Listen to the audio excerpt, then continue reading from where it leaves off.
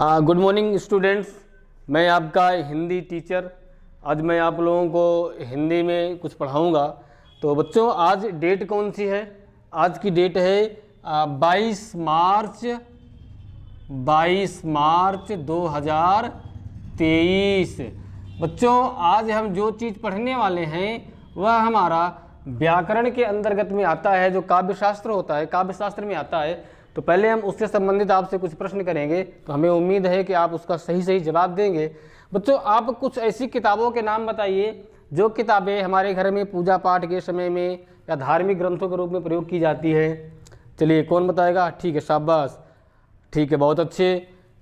रामचरितमानस, तुलसीदास जी द्वारा लिखा गया रामचरितमानस। और बताइए बच्चों। हाँ, बहुत अच्छे। और एक है महाभारत। बहुत अच्छे बच्चों, महाभारत। ठीक है, बहुत किताबें हैं, शाबाश, हमें पता है आप लोगों को आती है, बहुत अच्छे। गरुड़ पुराण, विष्णु पुराण। तो हम चर्चा करते हैं रामचरितमानस की। मुख्यतः रामचरितमानस में किन दो पात्रों का वर्णन किया गया है? शाबाश, बहुत अच्छे। एक तो राम का और दूसरा रावण का। बहुत अच्छे। एक राम का किया गया है और दूसरा रावण का। वैसे तो पात्र तो बहुत सारे हैं रामचरितमानस में, लेकिन मुख्य रूप से वर्णन राम का है और रावण का है, जिसके कारण ये रामचरितमानस पढ़ी जाती है, जानी जाती है। अब आप बताइए बच्चों, इस राम और रावण में से हम किसकी पूजा करते हैं? राम की करते हैं या रावण की करते हैं? हाँ, शाबाश, हम राम की पूजा करते हैं। बहुत अच्छे, आप लोग पूजा करते हैं राम की। बहुत अच्छे, अच्छी बात है, करनी भी चाहिए। तो अब बताइए, राम की पूजा हम क्यों करते हैं? राम की पूजा तो करते हैं, लेकिन क्या कारण है कि हम राम की पूजा करते हैं? हाँ, ठीक है, बहुत अच्छी। वो भगवान हैं, आपने बताया वो भगवान हैं, भगवान की पूजा करते हैं। बहुत अच्छे। और इनके अंदर और ऐसी क्या चीज़ थी जिसके कारण हम उसकी पूजा करते हैं? अच्छा, वो शक्तिशाली थे, भगवान राम शक्तिशाली थे। बहुत अच्छे बच्चों। और क्या थे? वो धैर्यवान थे। बहुत अच्छे, शाबाश, वो धैर्यवान थे। और क्या थे? वे आज्ञा पालक थे, आज्ञा पालक थे। अच्छा, इस तरह से भगवान राम के बहुत सारे गुण हो सकते हैं। अब इन्हीं गुणों के कारण भगवान राम की पूजा की जाती है। इससे, इन्हीं गुणों से भगवान राम महान बनते हैं, उन्हें मर्यादा पुरुषोत्तम भी कहा जाता है, ये भी उनका एक गुण होते हैं। उसी प्रकार से बच्चों, हमारे काव्य में, काव्य शास्त्र में एक प्रकरण है, एक ऐसा पाठ है जो कि काव्य गुण के नाम से जाना जाता है। तो बच्चों, आज हम काव्य गुण के विषय में विस्तार पूर्वक अध्ययन करेंगे। आज का जो हमारा टॉपिक है वह है काव्य गुण। अच्छा, अब बच्चों बताइए, काव्य गुण किसे कहते हैं? काव्य गुण की परिभाषा क्या होगी? अब हम इसकी परिभाषा को आपको समझाते हैं कि काव्य गुण कहते किसे हैं। काव्य गुण वह तत्व होता है जो किसी भी काव्य के आंतरिक भावों को और उसमें रस, छंद, अलंकार के माध्यम से पाठक तक पहुंचाता है और पाठक को उसकी अनुभूति कराता है। वह काव्य गुण कहलाता है, जिसके कारण से उसकी शोभा बढ़ती है, उस पंक्ति की शोभा बढ़ती है, वह काव्य गुण कहलाता है। अब देखते हैं बच्चों, काव्य गुण के प्रकार कितने होते हैं? काव्य गुण के प्रकार, काव्य गुण के 3 प्रकार होते हैं। काव्य गुण कितने प्रकार होते हैं? 3 प्रकार होते हैं। पहला होता है माधुर्य गुण, पहला होता है माधुर्य गुण। दूसरा होता है बच्चों, दूसरा होता है प्रसाद गुण, दूसरा होता है प्रसाद गुण। और तीसरा होता है बच्चों ओज गुण, तीसरे को हम कहते हैं ओज गुण।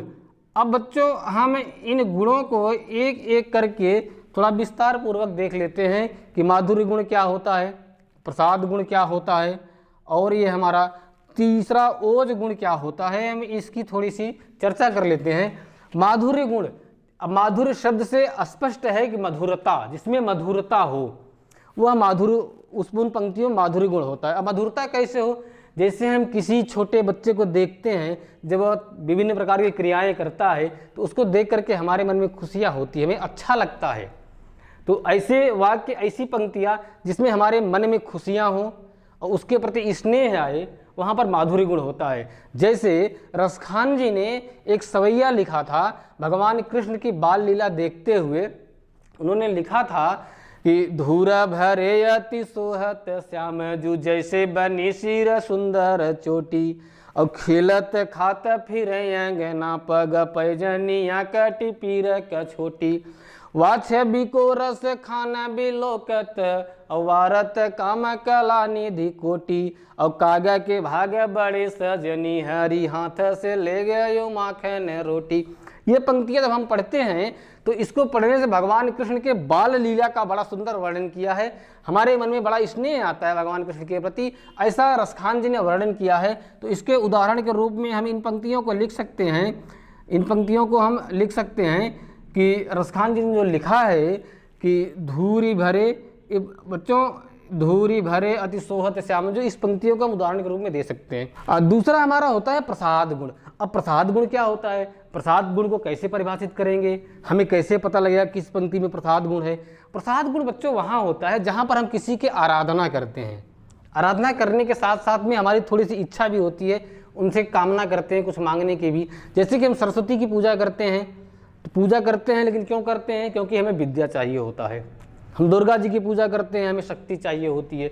इस तरह से हम उनकी पूजा करते हैं, साथ में उनसे हम कामना भी करते हैं कि हमें उसका कुछ लाभ भी मिले। तो इसमें इसके लिए रसखान जी की पंक्तियां हैं कि उन्होंने भगवान कृष्ण के का सामीप्य पाने के लिए एक छंद लिखा था, और उसको मैं आपको सुनाना चाहता हूँ कि मानुष हूँ तो वही रस खानी बसों ब्रज गोकुल गाँव के ग्वारन।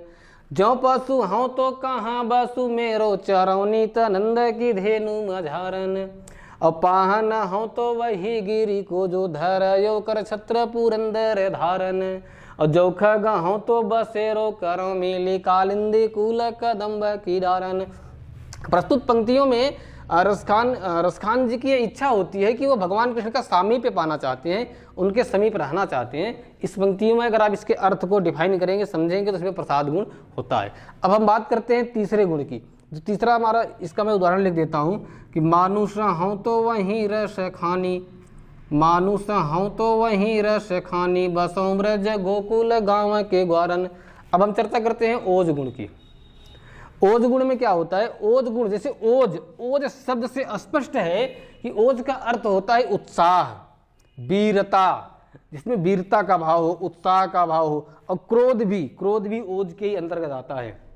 जैसे कि हम जब भगवान राम जब समुद्र पार करने के लिए समुद्र के किनारे बैठे थे और समुद्र की प्रार्थना कर रहे थे, तो समुद्र उनको रास्ता नहीं दिया था।